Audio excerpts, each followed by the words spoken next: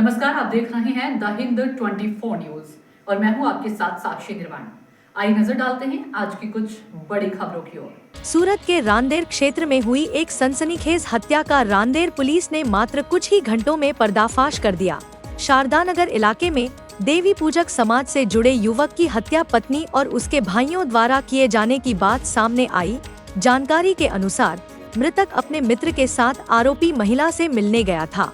इसी दौरान घरेलू कलह और पुरानी रंजिश के चलते विवाद भड़क उठा और पत्नी व उसके भाइयों ने मिलकर युवक पर ताबड़तोड़ हमला कर हत्या कर दी। रांदेर पुलिस ने घटना के बाद क्षेत्र के सीसीटीवी फुटेज, तकनीकी सर्विलांस और मुखबिरों की मदद से पूजा और अन्य सभी आरोपियों को बेहद कम समय में गिरफ्तार कर लिया। पुलिस की तत्परता और तेज कार्रवाई की पूरे क्षेत्र में सराहना हो रही है। ગઈકાલ તારીખ 16/11/2025 રાત્રિના અરસા દરમિયાન રાંદેર પોલીસ સ્ટેશન વિસ્તારમાં આવેલ શારદાનગર વિભાગ 2 ખાતે એક વ્યક્તિની હત્યાનો બનાવ બનેલો। સુરત શહેર પોલીસ કમિશનર માનનીય શ્રી અનુપમસિંહ ગેહલોત સરના જરૂરી માર્ગદર્શન હેઠળ કોઈ પણ ગુના બને તો ત્વરિત ગતિથી એક્શન લેવાની જરૂરી સૂચનાઓ આપવામાં આવેલ છે। જે અનુસંધાને ઘટના સ્થળ પર પોલીસ અધિકારીઓએ તાત્કાલિક મુલાકાત લીધી, જરૂરી તપાસ હાથ ધરવામાં આવેલી અને રાંદેર પોલીસ સ્ટેશન ખાતે હત્યાની સંદર્ભમાં ગુનો દાખલ કરવામાં આવેલો। સમગ્ર ઘટના પતિ પત્નીના ઝઘડામાંથી ઉદ્ભવેલ છે।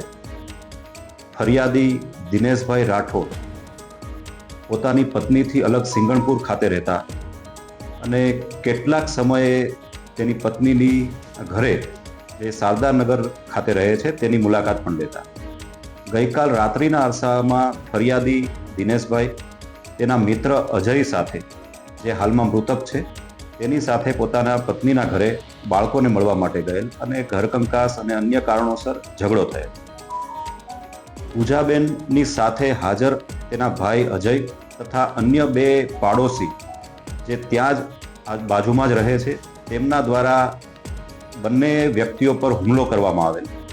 ઘરમાં વપરાતા ચપ્પુ દ્વારા બંને પર હુમલો કરેલ અને સમગ્ર ઘટનાક્રમ દરમિયાન અજયભાઈનું મૃત્યુ થયેલ છે તેમજ ફરિયાદી જે છે તેને ઈજાઓ થયેલ છે।